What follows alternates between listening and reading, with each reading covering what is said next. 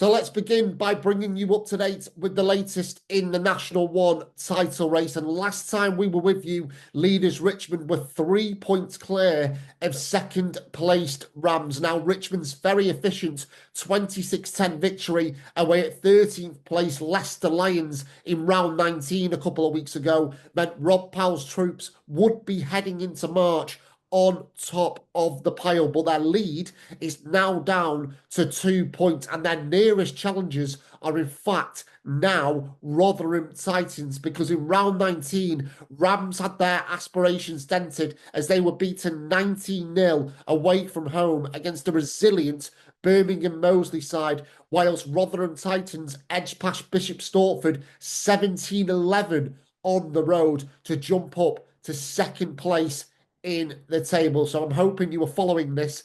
so far. And what it meant was that Rotherham were second in the table and headed into their game in hand last weekend away at 12th placed Esher, 7 points behind Richmond. And Harvey Billion's men were able to reduce that gap down to 2 points with a 68-34 bonus point victory away at Esher. But despite the scoreline, it was far from plain sailing for Rotherham, who did find themselves 31-7 down approaching half-time. But Callum Buston's try just before the break seemed to light the fuse for Rotherham, who went on to score 8 second-half tries, and they secured an 11th win from their last 12 games in the process. So that is how the title race in National 1 has changed over the last 2 weeks. So just looking at the state of play as we head into round 20, as you can see, Richmond 2 clear of Rotherham, who, remember, won promotion back to this level last season from National 2 North. A fantastic season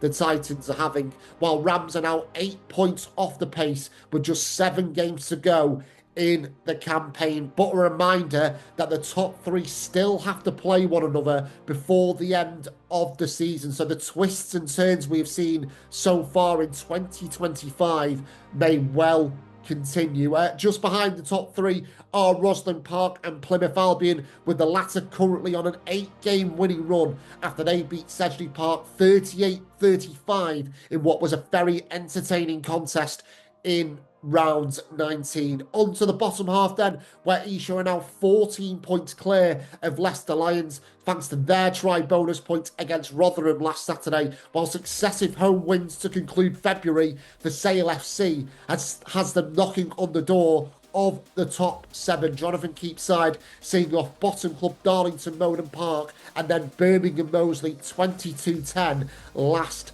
Friday night. So on to the first set of fixtures in National 1 for the penultimate month of the season, and we will focus on the title race again to begin with table toppers Richmond hosting 9th placed Bishop Stortford. Rob Powell's side have shown a real focus during their last 3 wins, but will know Stortford are a team which won't make life easy for them, so that focus will have to be strong again this weekend, especially with Rotherham ramping up the pressure by capitalising on their game in hand last week. The Titans continue to find ways to win, and they'll be aiming for a 7th straight victory when they entertain Birmingham Moseley on Saturday, who, as we said earlier, did down Rams in round 19. And speaking of Rams, Seb Reynolds' charges will be itching to return to winning ways after a February to forget. Rams lost all 3 of their games this month and begin March by taking on the form side in National 1,